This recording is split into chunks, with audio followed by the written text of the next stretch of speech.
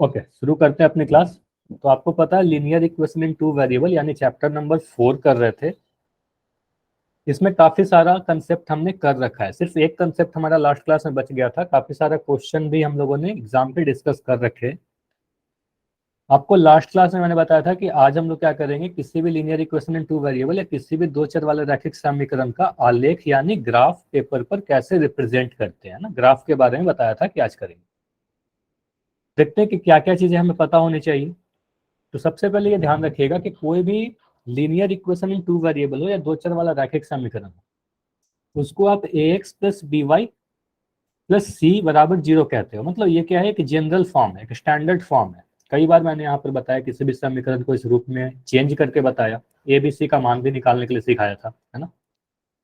तो आप बोलोगे सर कोई भी समीकरण अगर इस फॉर्म में लिखा रहेगा, अगर इसे मैं ग्राफ पेपर पर रिप्रेजेंट करूं या आलेख कागज पर इसको बनाऊं, तो इसका जो ग्राफ आएगा वो एक स्ट्रेट लाइन बनेगा, है ना। ये क्या बनेगा, एक सीधी रेखा बनेगी, या कह सकते हो सर सरल रेखा बनेगा। ठीक है, क्या बनेगा, सरल रेखा बनेगा। अब सरल रेखा बनाने के लिए हमें क्या चाहिए, जैसे कि अगर मैं कह रहा हूं कि अगर हमारे पास एक समीकरण लिख दिया 5x माइनस 10y बराबर 15, अगर मैं इसका ग्राफ बनाऊं, इसका आलेख बनाऊं, तो मुझे बताइए किस टाइप का ग्राफ बनेगा इसका। क्या ये ग्राफ कुछ इस टाइप का बनेगा, या इसका ग्राफ कुछ ऐसा बनेगा, ऑप्शन ए या ऑप्शन नंबर बी, बताइए ए या बी। तो आप बोलोगे सर यह क्या है, दो चर वाला रैखिक समीकरण है ना। रैखिक समीकरण होने के कारण इसका जब ग्राफ बनाओगे तो एक सीधी रेखा बनेगी, एक सरल रेखा बनेगा। तो सीधी रेखा कहने का मतलब कुछ इस टाइप का ग्राफ आएगा, है ना, ये वाला। ऐसा ग्राफ नहीं आ सकता। समझ में आया कि किसी भी linear equation in two variable का ग्राफ जो होगा हमेशा सरल रेखा बनेगा, सीधा लाइन बनेगा। ठीक है, तो हम ये तो कह सकते हैं कि चलो इसका सर ग्राफ सीधा लाइन बनेगा। अब सीधा लाइन बनाने के लिए हमें क्या चाहिए होता है, कोई भी दो बिंदु चाहिए होते हैं। अगर मेरे पास सिर्फ एक बिंदु हो, ठीक है, अगर हमारे पास सिर्फ एक बिंदु, अभी दिख रहा है ना, एक पॉइंट मैंने बताया, तो अब मुझे पता नहीं चलेगा कि सर मैं पॉइंट लाइन जो बनाऊं इस डायरेक्शन में बनाऊं, इस डायरेक्शन में बनाऊं, इस डायरेक्शन में बनाऊं, या फिर इधर बनाऊं। यहां से तो अनंत लाइन जा रहा है, कौन सा लाइन बनाए हमें पता नहीं चलेगा। लेकिन अगर मैं बोलूं कि आपके पास मैं दो बिंदु दे रहा हूं, किसी भी सरल रेखा को बनाने के लिए आपको कितने पॉइंट चाहिए, कम से कम 2 पॉइंट चाहिए। अब अगर मेरे पास 2 पॉइंट आ गया, तो मैं क्या इसको मिला सकता हूँ, यहां से एक लाइन चला जाएगा। ठीक है, तो यहां से मैं एक लाइन बना दूंगा। ठीक है, तो हम कह सकते हैं इस लाइन को बनाने के लिए हमें कितने पॉइंट चाहिए थे, एक पॉइंट यहाँ पर, एक पॉइंट यहाँ पर। अगर हमारे पास दो बिंदु पता चल गए तो मैं इन्हें मिला दिया, और यहां से हमारे पास वो स्ट्रेट लाइन बन गया। समझ में आ रहा है, कोई भी दो बिंदु पता चलेगा तो मैं वहां से लाइन बना दूंगा, चाहे कोई भी वो दो पॉइंट कहीं पर भी हो। ठीक है, तो हमें क्या करना होता है कि 2 पॉइंट खोजना होता है बेसिकली। चलिए, तो इसके स्टेप्स क्या होंगे, स्टेप सीखते हैं किस तरीके से हम लोग किसी भी linear equation in two variable का ग्राफ खींचते हैं। जो भी समीकरण दे रखा है, स्टेप्स एक बार देखिएगा। जो भी समीकरण दे रखा है, आप क्या करोगे, इस समीकरण का दो हल निकालोगे, दो हल निकालेंगे।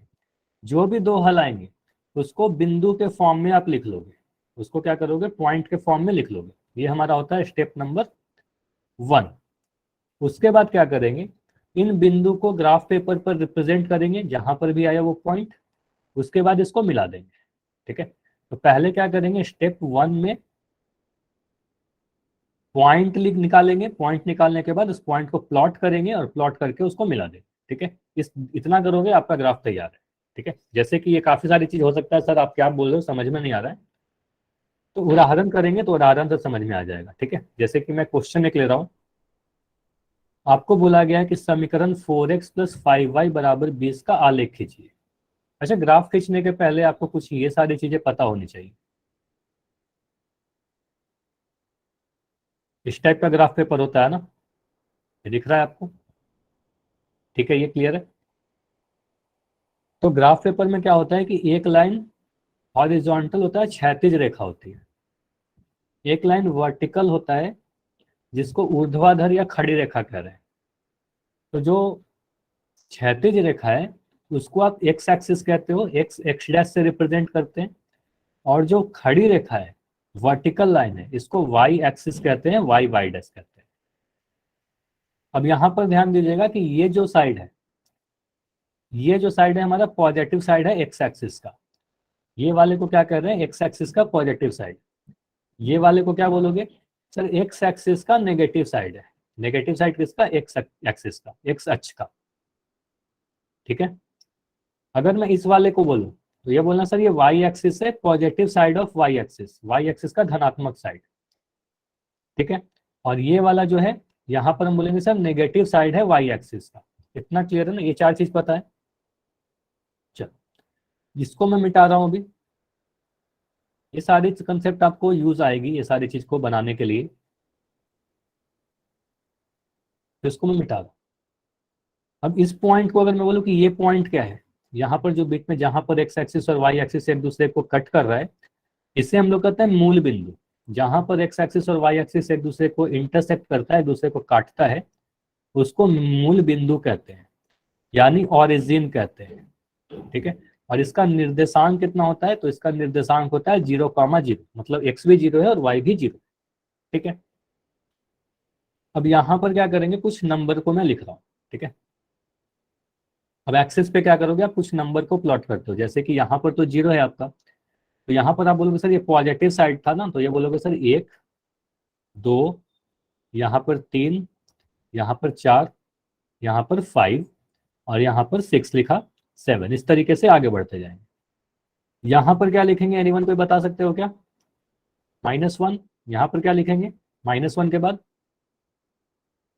-2, यहाँ -3, -4, नेगेटिव साइड है ये -5। ठीक है। यहाँ -6 लिख दिया।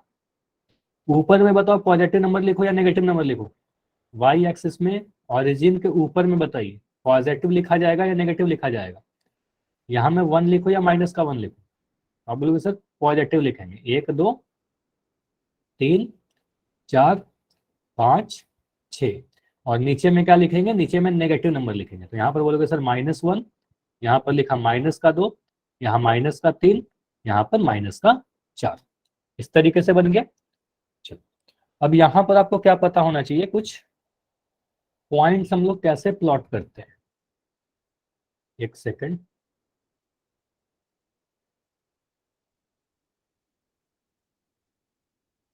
चलो अभी मैं क्या कर रहा हूँ, मैं कुछ पॉइंट प्लॉट कर रहा हूँ और मुझे बताना होगा कि उसका निर्देशांक कितना है। अगर मैं बोलूँ यहाँ पर इस बिंदु के बारे में, इस बिंदु का निर्देशांक कितना है, बिंदु पी का निर्देशांक कितना है, तो ये कैसे चेक करते हैं।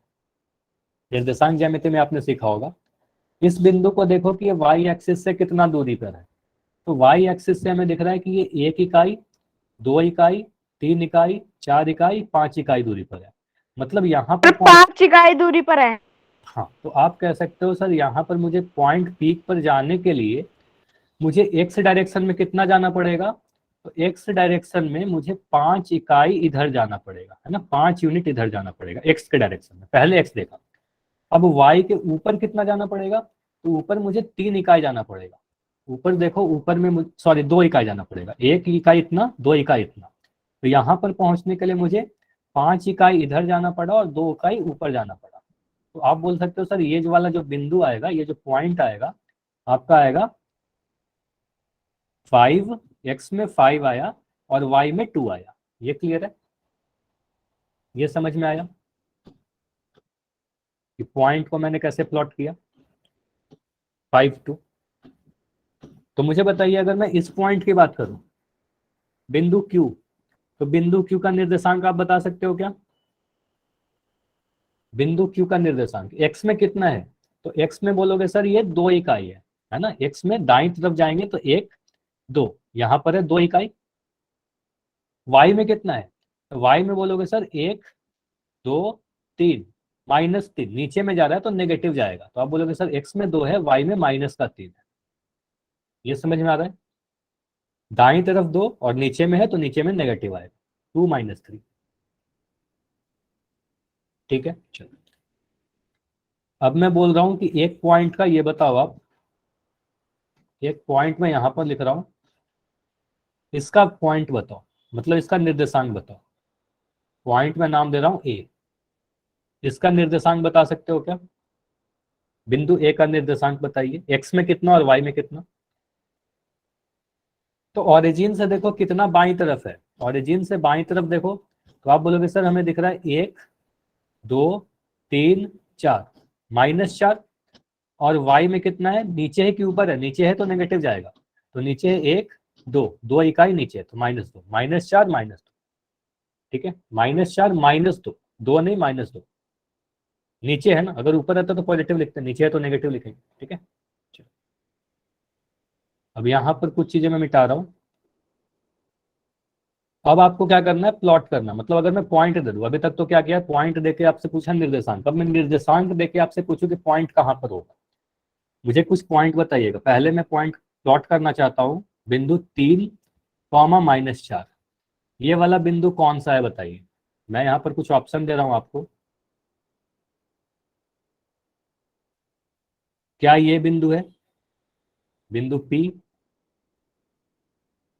क्या ये है ये वाला क्यू? क्या ये है आर या एस? कौन सा है? 3 कॉमा -4, एक्स में 3 वाई में -4, पी क्यू आर या एस। 3 -4 कहाँ पर होगा, पी के पास, क्यू के पास, आर के पास या एस के पास? तो सरिता कह रही है सर क्यू के पास होगा। देखो एक्स में पॉजिटिव है, देखो ये एक्स का वैल्यू है, पहले एक्स का वैल्यू है फिर वाई का वैल्यू है, तो x3 और y -4, तो x3 करने का मतलब राइट साइड में होगा और y नेगेटिव होने का मतलब नीचे में होगा। तो यहां से आप जाइए 3 इकाई, ऑरिजिन के पास से आप जाइए 3 इकाई दाई तरफ, तो 3 इकाई दाई तरफ मैंने यहाँ पर गया। अब -4 देखने का मतलब 4 इकाई नीचे जाना है, तो 4 इकाई नीचे में जा रहा हूँ, तो 1 2 3 4 यहाँ पर आ गया ना। तो आप बोलोगे सर ये वाला जो बिंदु आ रहा है यही हमारा बिंदु क्यू दिखा रहा है, 3 कॉमा -4। इतना क्लियर है? तो बिंदु क्यू जो होगा ये वाला होगा हमारा बिंदु 3 -4। समझ में आया? चलो, अब यहाँ पर मैं कुछ चीजों को मिटा रहा हूँ।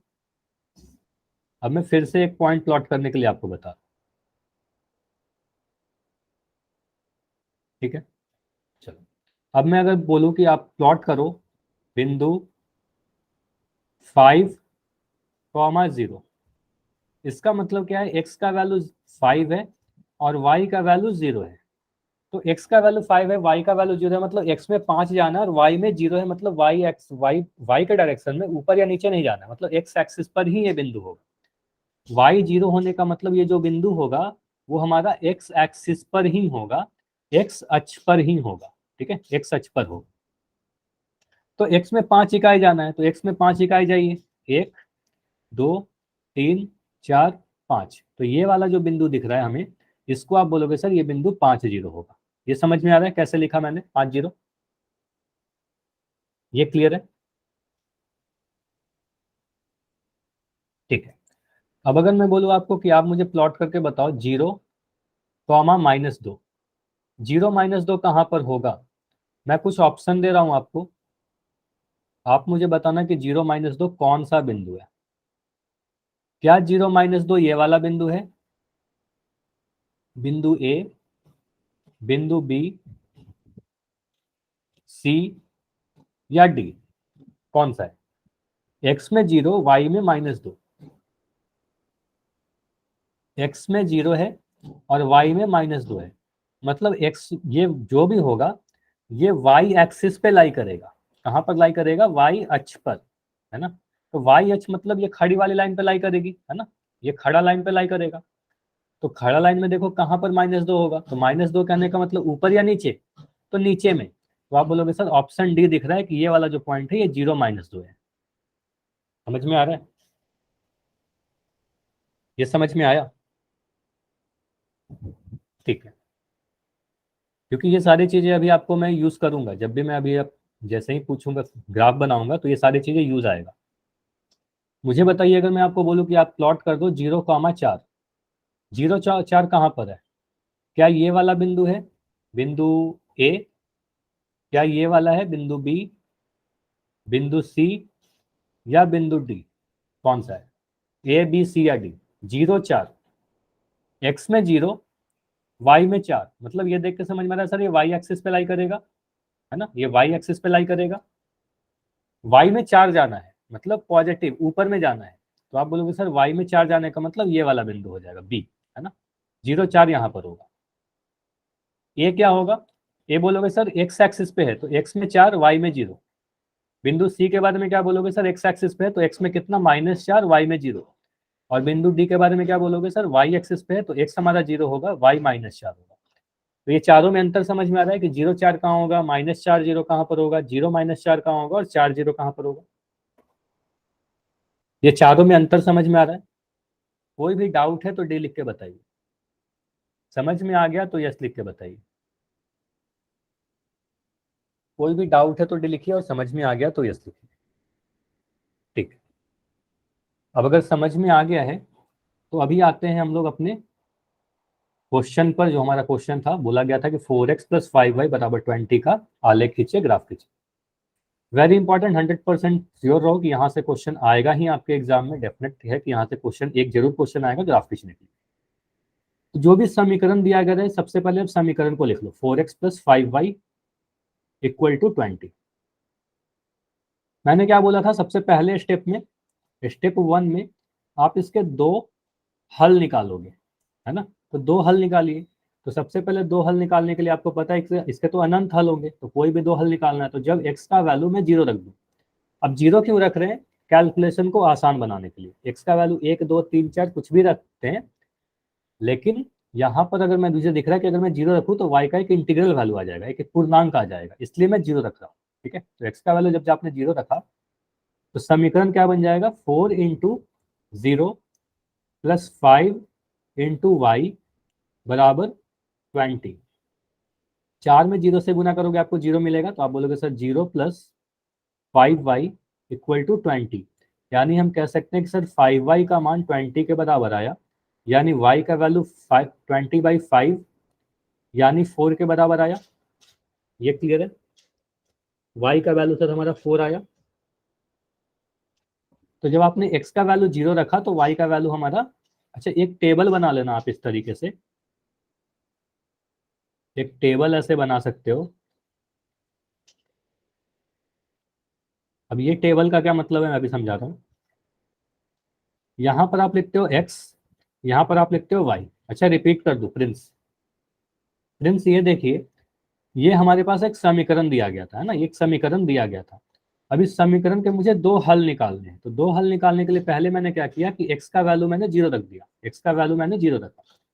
हल ऐसे ही निकालते हैं ना, x का अलग अलग मान रखते हैं, y का मान आते जाएगा। जब यहाँ पर मैंने x का मान 0 रखा तो ये पूरा टर्म 0 हो गया हमारा। ठीक है, 5y का वैल्यू 20 के बराबर आया, तो 5y अगर 20 है तो y का वैल्यू 4 आएगा। क्लियर है ये, बताइए।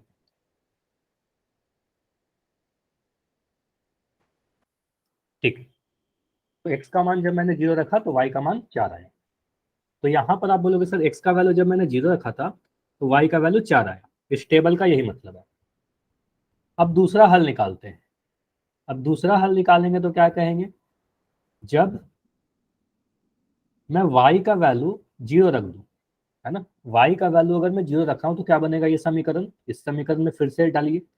तो 4 x के जगह पर x रखोगे प्लस 5 × y के जगह पर 0 रखोगे, तो 5 × 0 = 20। यानी हम कह सकते हैं अब ये वाला सर 0 हो जाएगा, तो 4x का मान 20 के बराबर आ रहा है, यानी हम कह सकते हैं सर x का जो वैल्यू आएगा 20/4, यानी 5 आ रहा है क्या। यानी हम कह सकते हैं सर इसका जो हल आएगा, जब आपने y का वैल्यू 0 रखा, यहाँ पर नीचे में अब इस बोलोगे सर y का जब मैंने 0 रखा तो x का वैल्यू हमारा 5 आया। ये समझ में आ रहा है। तो इस टेबल को जब मैं देख रहा हूँ तो इस टेबल को देखकर मुझे ये पता चल रहा है क्या कि एक बिंदु हमारा आया 0 4, जब x का मान 0 था तो y का मान 4 आया, और जब मैंने x का मान 5 रखा या y को 0 रखा तो x का मान 5 आया। क्या ये दो पॉइंट आपको दिख रहा है, एक पॉइंट 0 4 और दूसरा 5 0, बताइए। एक बिंदु 0 4 आ गया, एक बिंदु 5 0 आया। 0 4 यहां से लिया, ये वाला को देखा तो 0 4 दिख रहा है, और ये वाले को देखा तो 5 0 दिख रहा है। क्लियर है इतना। ऐसा कर लोगे, ठीक है। जरूरी नहीं है कि ये जीरो करेंगे, कोई भी वैल्यू डाल सकते हैं, लेकिन कैलकुलेशन उससे टफ होगा। आसान कैलकुलेशन बनाने के लिए मैं जीरो कर दूं, ठीक है। चलिए, अब क्या करना है, आपको प्लॉट करना है ग्राफ पेपर पर, दो बिंदु का निरूपण करना है। एक बिंदु हमारा 0 4 और एक बिंदु 5 0, ठीक है। तो इसके लिए मैं क्या करता हूँ, ग्राफ पेपर लेता हूँ। अच्छा, इसमें सबसे बड़ा नंबर क्या दिख रहा है 0 4 5 0 में? 0 4 5 0 में सबसे बड़ा नंबर कौन सा है? तो सबसे बड़ा नंबर मुझे 5 दिख रहा है, ठीक है। तो आप जो नंबर लिखोगे, चलो इस ब्लैक बैकग्राउंड पर दिख रहा है क्या आपको? क्लियर दिख रहा है क्या? क्लियर दिख रहा है इस पे? ठीक है। तो आप बोलोगे सर यहाँ पर मैं क्या कर रहा हूँ, एक एक्सिस लिया,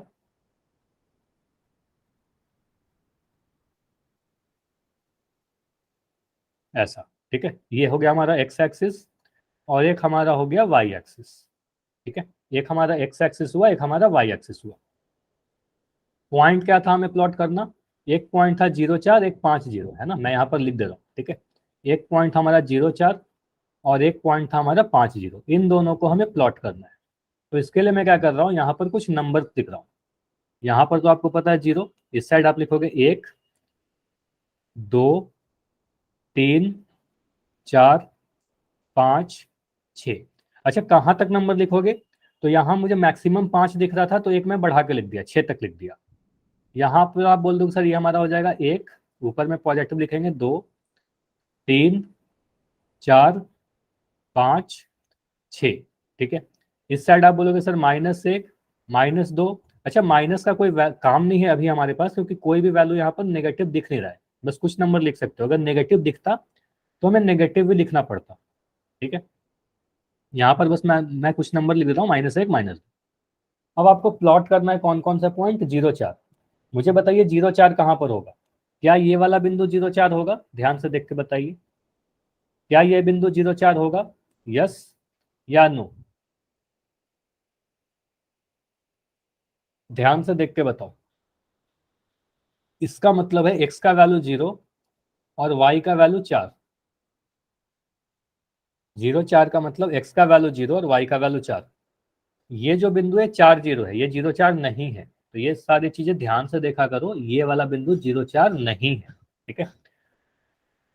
तो यहाँ पर यहीं पर आपको यही सावधानी बरतनी है, ठीक है, कि हमारा कौन सा पॉइंट लेना है, एक्स एक्सिस पे कि वाई एक्सिस पे।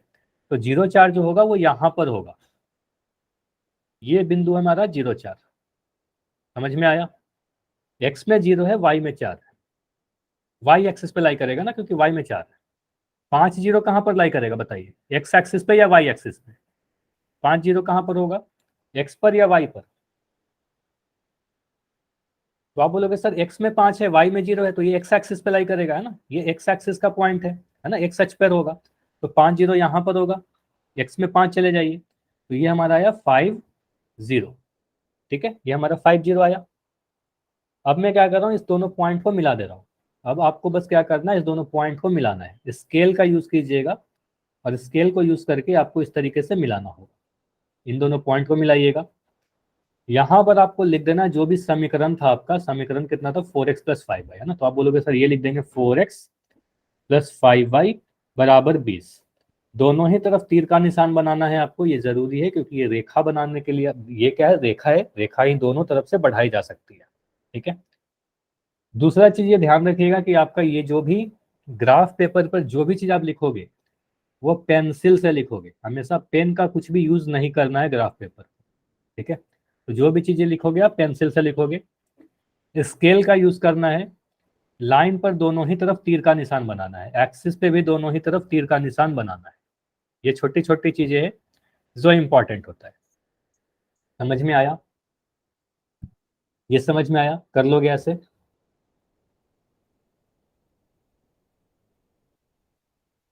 कोई भी डाउट है तो बताइए, कोई दिक्कत नहीं है, फिर से रिपीट कर दूंगा। क्लियर हुआ ये? एन का मतलब क्या? एन का मतलब नहीं आया समझ, या डाउट नहीं है?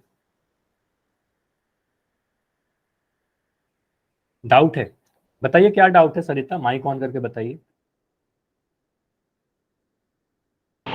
सर डाउट नहीं है। अच्छा डाउट नहीं है, ठीक है, क्लियर है।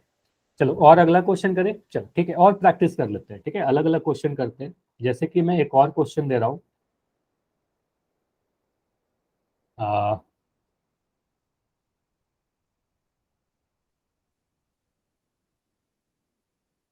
ठीक है, मैं क्वेश्चन लिख रहा हूँ कि हमें एक इक्वेशन लिख के दिया गया है,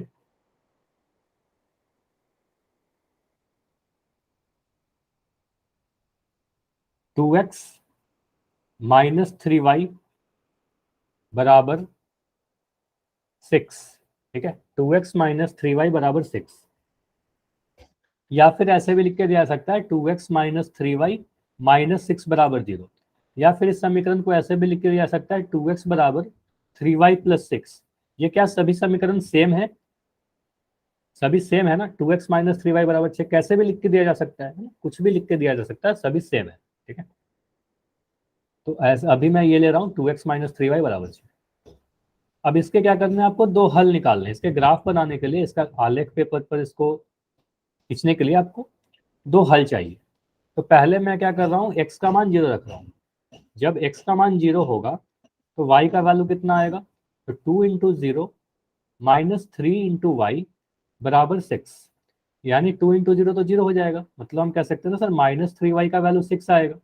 यानी y का वैल्यू कितना आया, 6/-3, यानी -2 आया। तो हम कह सकते हैं जब आपने x का मान 0 रखा तो y का वैल्यू -2 आया। एक चार्ट में बना ले रहा हूँ यहाँ पर। इस टेबल से आपका पॉइंट देखने में आसानी होता है, बस और कुछ नहीं होता, ठीक है। तो ये x और y, तो बताइए जब x का मान आपने 0 रखा तो y का मान कितना आया, -2 आया, ठीक है। उसके बाद मैं क्या कर रहा हूँ, अब y का मान 0 कर दे रहा हूँ। अब अगर मैं y का मान 0 कर रहा हूँ तो x का मान कितना आएगा, 2x माइनस 3 इंटू 0 बराबर 6। तो मुझे बताइए 2x का वैल्यू 6 के बराबर आ रहा है क्या, क्योंकि ये तो 0 हो गया हमारा, तो x का वैल्यू कितना आ जाएगा, 3 आ जाएगा। तो हम कह सकते हैं सर जब आपने y का वैल्यू 0 रखा तो x का वैल्यू 3 आया। तो यहाँ पर मुझे दो पॉइंट बताइए, क्या क्या पॉइंट आपको दिख रहे हैं, कौन कौन से पॉइंट आपको दिख रहे हैं जहां से हमारा लाइन क्रॉस करेगा। एक पॉइंट हमें दिख रहा है क्या, 0-2, बस यहाँ पर से आप देखिए ऊपर से, तो आप बोलोगे सर एक पॉइंट हमें दिख रहा है 0, -2। एक और पॉइंट दिख रहा है, यहाँ से आप देखोगे तो 3 0, ठीक है, तो आप बोलोगे सर 3 0। एक x का लेना है, एक y का लेना है, क्लियर हुआ। तो एक पॉइंट दिख रहा है 0-2 और एक 3 0, इतना समझ में आया। अब क्या करेंगे, इस दोनों पॉइंट को प्लॉट करेंगे, 0-2 को और 3 0 को, ठीक है। 0-2 कहाँ होगा और 3 0 कहाँ होगा, चलिए। तो इसको यहाँ पर मैं प्लॉट करके दिखा देता हूँ। 0-2 कहाँ पर दिखेगा आपको, क्या ये वाला पॉइंट है, यस या नो, क्या ये वाला पॉइंट है 0-2? चैट सेक्शन में बताइए, मुझे 0-2 चाहिए। एक पॉइंट था 0-2 और एक पॉइंट था 3 0, मैंने पॉइंट को बस लिख दिया, है ना, 3 0। 0-2 ये नहीं है, ठीक है, आप बोलोगे सर ये नहीं है, ठीक है, तो इसको मैं मिटा दे रहा हूँ। 0-2 ये वाला है क्या, ये वाला है क्या, एक 0-2 ये वाला है क्या, जो अभी मैं पॉइंट कर रहा हूँ। फिर से मैं बता रहा हूँ, 0-2 मतलब x में 0, y में -2। ये y में -2 बोला जा रहा है, मतलब ये y एक्सिस का -2 बोला जा रहा है, समझ में आ रहा है। सिर्फ -2 नहीं देखना है, आपको देखना है कि x का है कि y का है। तो y का -2 है ना, तो आप बोलोगे सर ये वाला पॉइंट नहीं होगा, ये तो x का -2 है यहाँ पर, ठीक है। तो आपको 0-2 यहाँ पर प्लॉट करना होगा। ये समझ में आया कि ये वाला जो पॉइंट है ये 0-2 होगा। अगर एक भी पॉइंट को आप गलत प्लॉट कर दिए तो आपका आंसर गलत आ जाएगा, लाइन गलत खिंचाएगा आपका। समझ में आ रहा है, बड़ा सावधानी से देखना है, थोड़ा समय ज्यादा ले लेना, सोच लेना, ठीक है। 0-2 में फिर से बता रहा हूँ, अगर 0-2 है तो आप बोलोगे सर ये x 0 है, y में -2 है, यानी y में -2 है, यानी ये y एक्सिस पर ये पॉइंट होगा, ये y एक्सिस पर होगा, एक्स में 0 है इसलिए वाई एक्सिस पे होगा, तो वाई में -2 जा रहे हैं। ठीक है, चलिए 3 0 कहाँ पर होगा, एक्स एक्सिस पर होगा कि वाई एक्सिस पर होगा? एक्स पर होगा, एक्स अक्ष पर होगा या वाई अक्ष पर होगा, बताइए।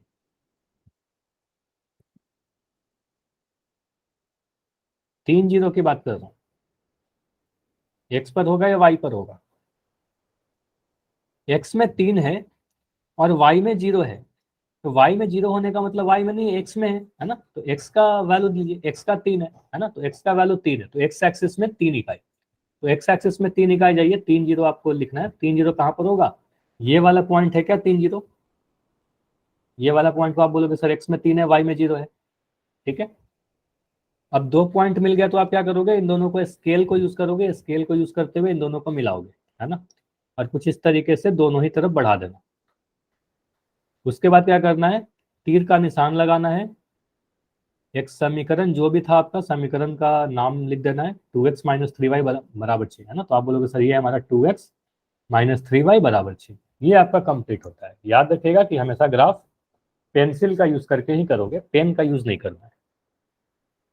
क्लियर है? अब कर लोगे, कोई भी ग्राफ पेपर आएगा कर लोगे, ग्राफ पे बना लोगे।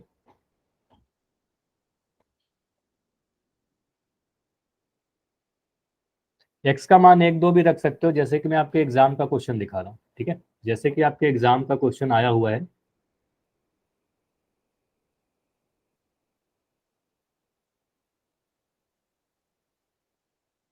देखो क्वेश्चन दिख रहा है, जूम कर दूं और अभी दिख रहा है ना? बोला जाता है दो चर वाले रैखिक समीकरण 3 बराबर 2x + y का आलेख खींचिए। अब आपको पता है कि सर ये रैखिक समीकरण है, दो चर वाले रैखिक समीकरण है, तो इसका अगर मैं ग्राफ खींचूंगा, इसका अगर मैं ग्राफ खींचूंगा तो एक सरल रेखा आएगा, सीधी रेखा बनेगी। तो इसको मैं ऐसे लिख दे रहा हूँ, 2x + y बराबर 3, है ना? दिया हुआ समीकरण जो है 2x + y बराबर 3, 3 बराबर 2x + y लिखो, चाहे 2x + y बराबर 3 लिखो। ठीक है, अब यहाँ पर क्या करना है, y का कुछ मान डालो और x का मान निकल जाएगा, या x का कुछ मान डालो y का मान निकल जाएगा। पहला हल मुझे बताइए, जब आपने x का मान 0 रखा, जब मैंने x का वैल्यू 0 कर दिया, तो y का वैल्यू कितना आएगा? एनीवन बताइए।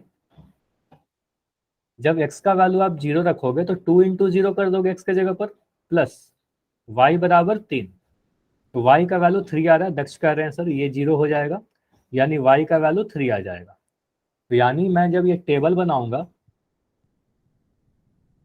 तो इस टेबल में बोलोगे सर पहले यहाँ पर मैं x लिखता हूँ और नीचे y लिखता हूँ, तो जब आपने x का मान 0 रखा तो y का वैल्यू कितना आया, 3 आया। अब y का मान मैं 0 रखूंगा क्या, देखो इसमें अगर y का मान 0 रख देंगे तो साइड में देखना, यहाँ पर मैं रफ लिख रहा हूँ, अगर y का मान 0 रख दोगे तो 2x बराबर 3 हो जाएगा ना, यानी x का वैल्यू 3/2 आ जाएगा, मतलब 1.5 आएगा। तो प्लॉट तो कर सकते हैं 1.5, लेकिन थोड़ा मुश्किल होगा, है ना? इससे बेटर मैं क्या कर रहा हूँ, y का वैल्यू 0 के जगह पर y का वैल्यू मैं 1 रख दे रहा हूँ। ठीक है, y का मान इस बार क्या कर रहा हूँ, 1 रख दे रहा हूँ।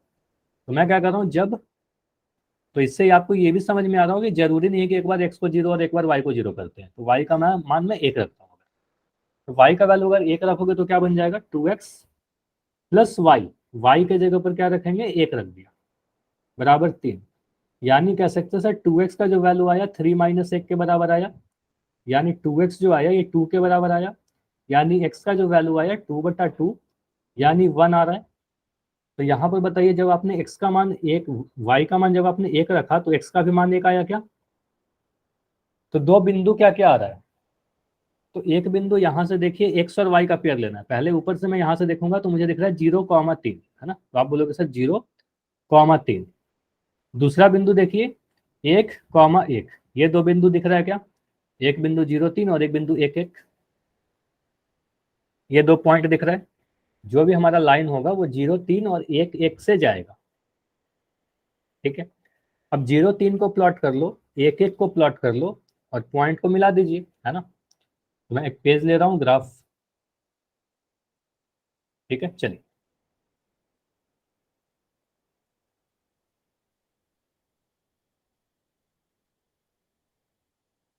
ठीक है, अभी दिख रहा है ना? चलो, तो पॉइंट हमारा क्या था, 0,3 और 1,1। तो पहले तो मैं क्या कर रहा हूँ, एक एक्सिस बना रहा हूं,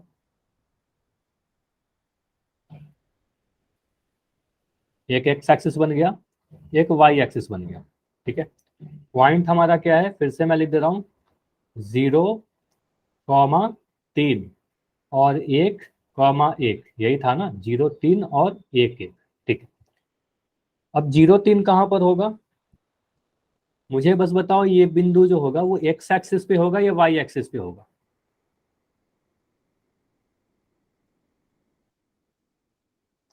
ये एक्स एक्सिस पर होगा या वाई एक्सिस पे होगा? 0,3 के बात कर रहा हूं।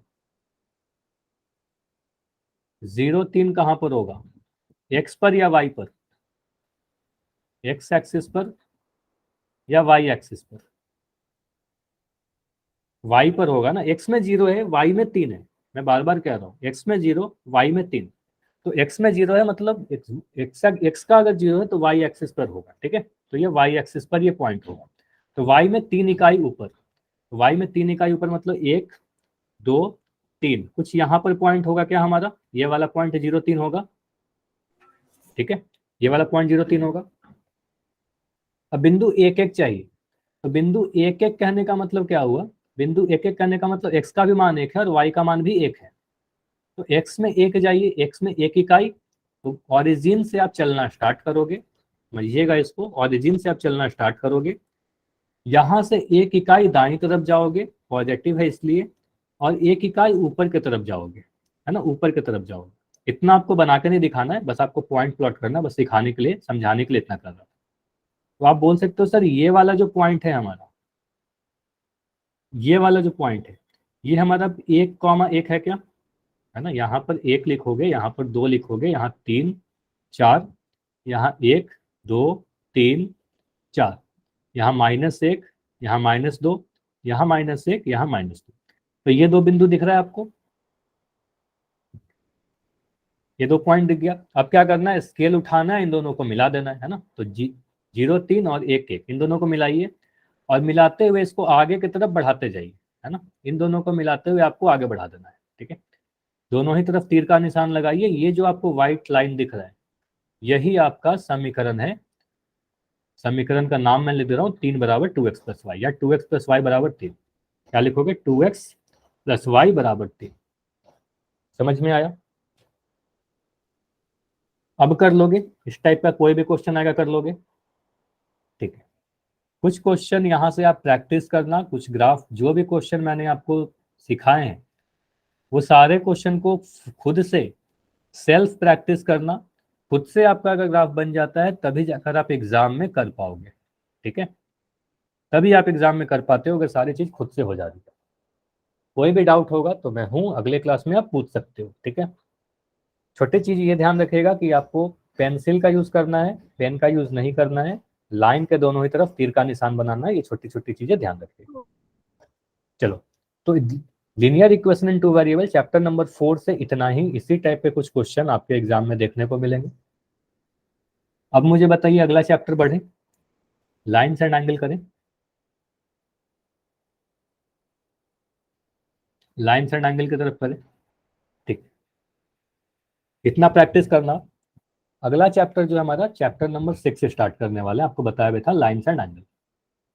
तो इसके कंसेप्ट पहले सीख लेते हैं, जो भी चीज हमें पता होनी चाहिए, उसके बाद इस पे कुछ क्वेश्चन करेंगे एनसीईआरटी बुक से। लाइन तो आपको पता है क्या होता है, एक सीधी लकीर होती है जिसके दोनों ही तरफ तीर का निशान बना होता है। और तीर का निशान क्यों बना होता है, क्योंकि ये दोनों ही तरफ से अनंत तक बढ़ाई जा सकती है। किसी भी लाइन का, किसी भी रेखा का निश्चित लंबाई नहीं होता, इसको दोनों ही तरफ से आप बढ़ा सकते हो, जितना मर्जी उतना बढ़ा सकते हो। ठीक है, उसके बाद मैं बोलूँ कि एंगल क्या होता है, तो एंगल अगर मैं कोई भी दो लाइन बनाऊं या कोई भी दो किरण बनाऊं, मतलब दो रे बनाऊं, इन दोनों के बीच का जो झुकाव है, ये जो झुकाव दिख रहा है ना आपको इनके बीच का, इसे ही हम लोग कोण कहते हैं, इसे ही हम लोग क्या कहते हैं, एंगल कहते हैं। दो रेखा या दो किरण के बीच का झुकाव को ही कोण कहते हैं। ये समझ में आया एंगल क्या होता है? अब एंगल में ये जो वाला जो बिंदु है इसको कहते हैं एंगल का शीर्ष, इसको क्या कहते हैं, वर्टेक्स। और इस दोनों को क्या कहते हैं, भुजा कहते हैं। ये दोनों क्या है हमारा, भुजा। समझ में आया कि किसी भी कोण में एक शीर्ष होता है और दो भुजा होता है। ये क्लियर हुआ? किसी भी एक कोण में एक शीर्ष होता है और दो भुजा होते हैं, ठीक है। चलिए, अब कोण में आपको कुछ इंपॉर्टेंट चीजें, टाइप्स ऑफ एंगल पता होने चाहिए। अगर मैं बोलूं, अब मैं एक लाइन बना रहा हूं यहां पर BC, ठीक है, इसका नाम मैंने दिया BC। अब मैं रेड कलर का एक और लाइन बना रहा हूं, बिल्कुल इस पे ऐसे खड़ा लाइन, ठीक है।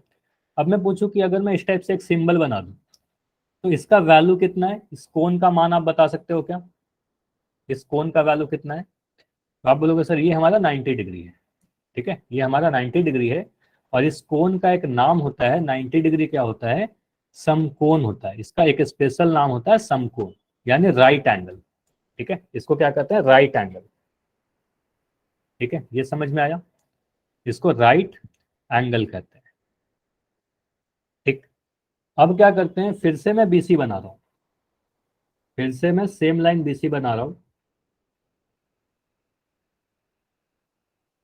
अब आपको पता है कि अगर मैं कुछ इस टाइप से बनाऊं तो ये तो हमारा 90 डिग्री हो जाएगा, ठीक है।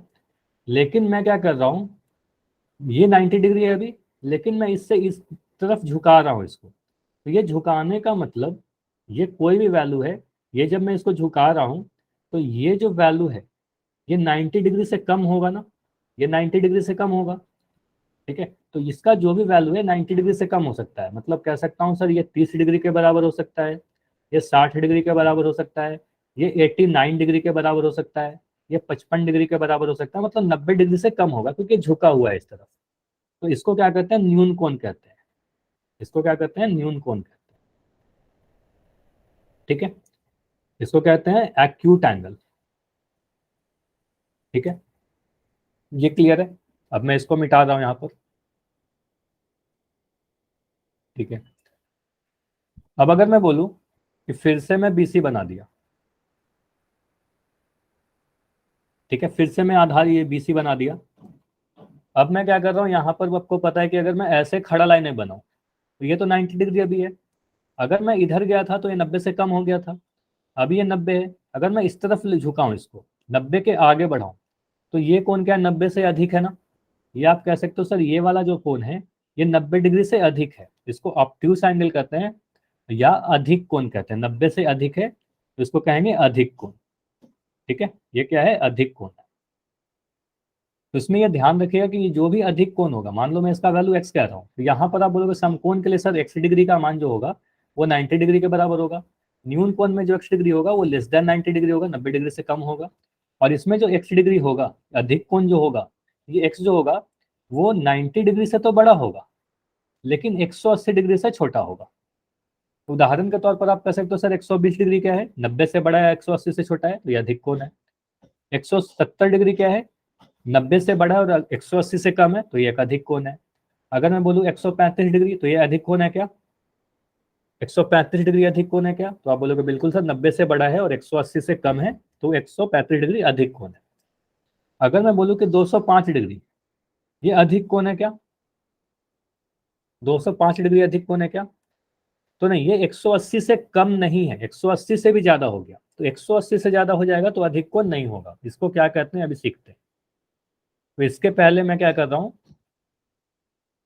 स्ट्रेट एंगल बता रहा हूँ। जैसे कि मैं कह रहा हूँ अगर हमारे पास एक लाइन कुछ ऐसे रहे, BC लाइन हमारा कुछ ऐसे हो गया, इसको मैं कह रहा हूँ BC, और मैं जो दूसरा रेड वाला लाइन ले रहा हूँ, है ना, जो रेड वाला लाइन ले रहा हूँ, इसको मैं रोटेट करते करते, ये 90 डिग्री पे था ऐसे, और रोटेट करते करते ये अधिक कोण बना। और अगर एक पोजीशन पे कुछ ऐसे आ गया कि इस पोजीशन पे ये जो है एक सीधा लाइन बन गया, है ना, अगर ये मैं कह रहा हूँ कि ABC जो है ये एक सीधा लाइन बन गया अगर, तो इन दोनों लाइन के बीच में इस बिंदु पर जो कोण बन रहा है, इस कोण का मान होता है 180 डिग्री। इसका मान क्या होता है, 180 डिग्री। ये समझ में आया, इसका मान 180 डिग्री कहते हैं और इसको स्ट्रेट एंगल कहते हैं, स्ट्रेट एंगल कहते हैं, या फिर इसको हिंदी में रिजु कोण कहते हैं, ठीक है। आपको यह ध्यान रखना है कि सीधी रेखा पर बनने वाली कोण 180 डिग्री होगा, ठीक है। तो मुझे बताइए अगर मैं ऐसे कुछ बनाऊं और आपसे बोलूं कि इस पॉइंट पर, इस बिंदु पर ये जो कोण बन रहा है ये कितने डिग्री का कोण बन रहा है, ये जो पूरा कोण बन रहा है ये कितने डिग्री का कोण बन रहा है। तो आप बोलोगे सर ये जो बन रहा है 180 डिग्री का कोण बन रहा है। ये समझ में आया, ये समझ में आया, ठीक है। तो ये 180 डिग्री का कोण बन रहा है। अब बात करते हैं 360 डिग्री का। अगर मैं कहूं कि हमारे पास एक लाइन BC जो बार बार हम लोग ले रहे हैं, BC हमारा कुछ ऐसे है, BC लाइन हमारा कुछ ऐसे है। अब दूसरा लाइन जो था ये वाला लाइन, इसको मैंने क्या किया, इसको घुमाते घुमाते फिर से एक पूरा रोटेशन इसी पर आके आ गया, दोनों लाइन एक के ऊपर एक आ गया, है ना। तो अगर मैं बोलूँ इस कोण के बारे में बताओ कि ये जो पूरा कोण बन रहा है एक कंप्लीट रोटेशन, अगर मैं किसी भी लाइन को पूरा एक बार घुमा दूं, पूरा एक चक्कर लगा दूं, तो ये जो पूरा सर्कल बन रहा है, जो पूरा वृत्त बन रहा है, तो यहाँ पर जो कोण का मान होगा वो 360 डिग्री होगा। ऐसा क्यों होता है, क्योंकि आपको पता है सर ऊपर में 180 डिग्री है तो नीचे में भी 180 डिग्री बनेगा, है ना, नीचे में भी 180 डिग्री बनेगा। तो अगर मैं पूरी की बात करूं, ऐसे ऐसे समझना, अगर मैं यहाँ पर बना दूं कुछ इस तरीके से और इस बिंदु की बात करूं, तो ऊपर में कितना बन रहा है, आप बोलोगे सर ये हमारा 180 डिग्री है। नीचे में कितना कोण बनेगा, तो ये भी 180 डिग्री बनेगा। और 180 और अगर मैं पूरी की बात करूं तो आप बोलोगे सर 180 और 180 को जोड़ दोगे तो 360 डिग्री आ जाएगा। तो आपको समझ में आ रहा है कि ये जो पूरा कोण बनता है ये संपूर्ण कोण होता है, 360 डिग्री होता है। इसको क्या कहते हैं, संपूर्ण कोण, कंप्लीट एंगल। समझ में आया, संपूर्ण कोण क्या होता है, 360 डिग्री के बराबर होता है। इसके अलावा एक बड़ा इंपॉर्टेंट कंसेप्ट होता है प्रतिवर्ती कोण। तो इस पे आते हैं कि प्रतिवर्ती कोण क्या है, यहां से आपके एग्जाम में कुछ क्वेश्चन देखने को मिल सकते हैं। आपको अगर मैं बोल रहा हूं कि इस कोण की वैल्यू बताइए, अगर मैं इस पॉइंट को उठाया, अभी ये क्या है, आप बोलोगे सर एक्यूट एंगल है, न्यून कोण है। अभी ये क्या है, समकोण है, 90 डिग्री के बराबर है। अभी ये अधिक कोण है। अभी ये क्या है, ये स्ट्रेट एंगल हो गया 180 डिग्री। अब अगर मैं इस पोजीशन पर आ गया, अगर मैं यहाँ पर पॉइंट लाइन को छोड़ दिया, इस कोण के बारे में बोलूं, तो ये जो कोण है 180 डिग्री से अधिक है। 180 से अधिक क्यों है, क्योंकि अगर मैं ऐसे बनाऊं, मुझे बताओ इतना का वैल्यू कितना होगा, जो मैं अभी ब्लैक कलर का बना रहा हूं, ये ब्लैक वाले का वैल्यू कितना होगा, 180 डिग्री होगा, 180 होगा। अब अगर मैं इसमें कुछ और ये वाला भाग को जोड़ दूं, तो अब मुझे दिख रहा है कि अब ये जो है सर 180 से ज्यादा हो जा रहा है, तो ये जो वैल्यू है वो 180 से अधिक है ना, 180 डिग्री से अधिक है। और ये क्या 360 डिग्री से कम है। 360 क्या होता है, अगर मैं यहां से पूरा ऐसे आता तो बोलते सर ये 360 है, लेकिन इससे तो कम ही रह गया ना, यहीं तक आया।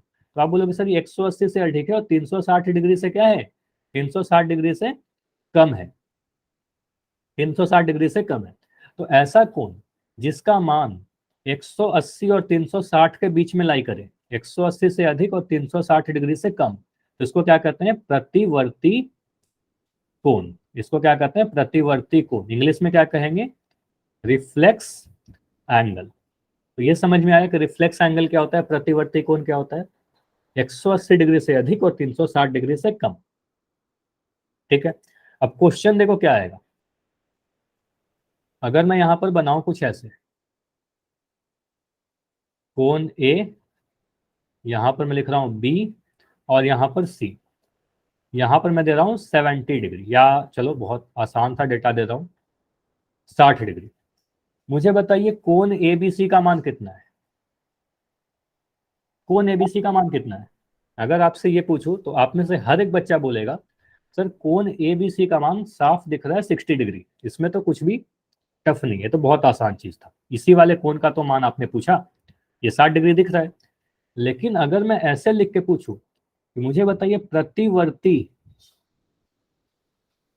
कोण एंगल एबीसी, अगर ऐसे लिख के पूछा जाए, मतलब रिफ्लेक्स एंगल एबीसी, तो रिफ्लेक्स जब वर्ड आपके सामने लिखा हुआ है, प्रतिवर्ती लिखा हुआ है, तो आपको क्या करना होता है, इस वाले कोण का वैल्यू बताना होता है, ये वाला कोण कितना है, बाहर वाला कोण कितना है। तो बाहर वाला कोण कैसे निकलेगा, 360 डिग्री में से आप 60 डिग्री घटा दो, आप बोलोगे सर बाहर वाला कोण 300 डिग्री होगा। ये समझ में आया।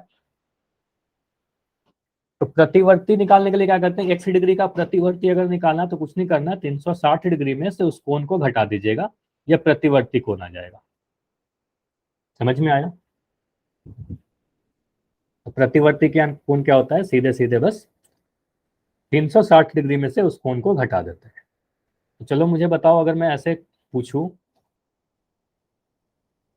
अगर मैं एक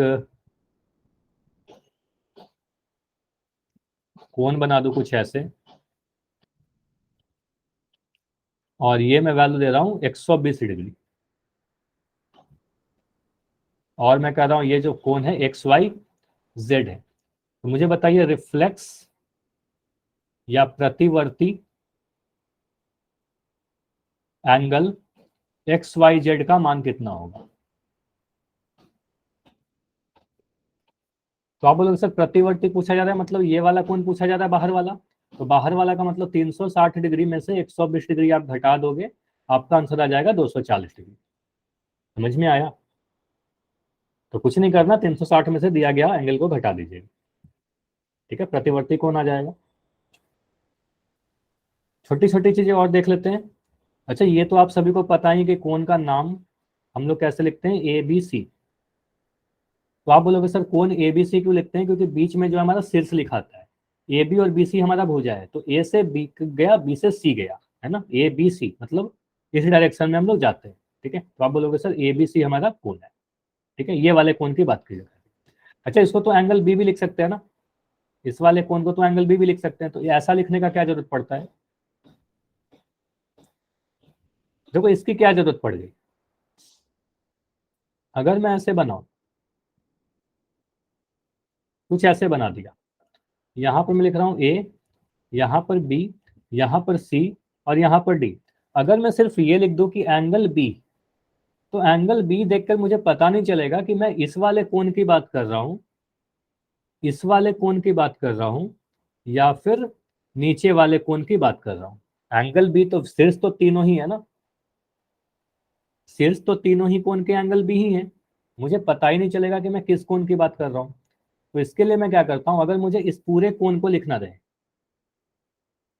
मुझे इस पूरे कोण को लिखना रहे, ये वाला कोण, तो इसका नाम क्या देंगे, ये जो मैं ब्लैक कर रहा हूं, ये पूरा कोण, तो आप बोलोगे सर इस कोण को आप लिखोगे एंगल ABC, एंगल ABC, क्योंकि AB और BC से बना हुआ है वो किससे बना, AB और BC से मिलकर बना, तो इसको लिखेंगे एंगल ABC, ये वाले कोण की बात अगर मैं कर रहा था, ठीक है। अगर मैं सिर्फ इस वाले कोण की बात करूं, इस वाले कोण की बात करूं, तो इसको बोलोगे सर ये कौन से दो भुजा से बना है, AB और BD से बना, तो इसको आप लिखोगे सर एंगल ABD, ठीक है, इसको लिखेंगे एंगल ABD। ये समझ में आ रहा है, AB और BD भुजा से बना हुआ है। अगर मैं इस वाले कोण की बात करूं, इस वाले कोण की, तो ये कौन से दो भुजा से बना हुआ है, आप बोलोगे सर DB और BC से बना है, तो इस वाले को नाम आप क्या दोगे, एंगल DBC। इतना क्लियर है? ये समझ में आ रहा है कि नीचे वाले कोण को हम DBC कहेंगे, इस छोटे वाले कोण को, क्लियर है? तो नाम देने के लिए समझ में आ गया, ठीक। एक समद्विभाजक का कंसेप्ट देख लीजिए, 2 मिनट बचा हुआ है क्लास में, उसके बाद खत्म करते हैं। एक चीज होता है समद्विभाजक, समद्विभाजक, जब भी समद्विभाजक का मतलब देखो, सम मतलब बराबर, द्वि मतलब दो, भाजक मतलब बांटना, तो दो बराबर भागों में बांटना, बाइसेक्टर, ठीक है, मतलब दो बराबर भागों में बांटना। अब मैं लगा रहा हूं एंगल बाइसेक्टर कोण समद्विभाजक, तो अगर हमारे पास कोई भी कोण है, अगर मैं कोई भी एंगल ऐसे बना दूं, अगर कोई ऐसा लाइन में बनाऊं जो इस कोण को दो बराबर हिस्सों में बांट रहा है, अगर मैं कह रहा हूं ये दो बराबर हिस्सों में बांट रहा है, तो क्या हम कह सकते हैं सर ये ऊपर वाला जो कोण होगा और ये नीचे वाला कोण होगा, दोनों ही आपस में बराबर होंगे? अगर ये हमारा समद्विभाजक है, रेड लाइन, तो क्या ऊपर वाला कोण और नीचे वाला बराबर नहीं होगा? बिल्कुल बराबर होगा, है ना। ऊपर वाला अगर 40 डिग्री है तो नीचे वाला भी 40 डिग्री होगा, ठीक है।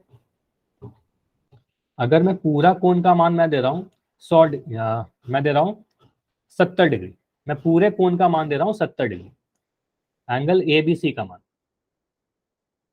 तो मुझे इस वाले कोण का मान बता सकते हो क्या, ऊपर वाला कोण का? सिर्फ इतना का मान। अगर ये समद्विभाजक है तो आप बोलोगे सर 70 का आधा हो जाएगा, तो 70 डिग्री बटा 2 कर देंगे तो आप बोलोगे सर ये 35 डिग्री हो जाएगा। ये 70 डिग्री बटा 2 कर देंगे तो ये 35 डिग्री हो जाएगा। तो समद्विभाजक का मतलब समझ में आ रहा है कि बराबर हिस्से में बांटना। आगे यूज करेंगे इसको भी। तो इम्पॉर्टेंट क्या है, आपको लिखने के लिए कैसे आना चाहिए। देखो इस तरीके से आपको आना चाहिए कि अगर कभी भी हमारे पास कुछ इस तरीके से कोण लिखा हुआ आ जाए,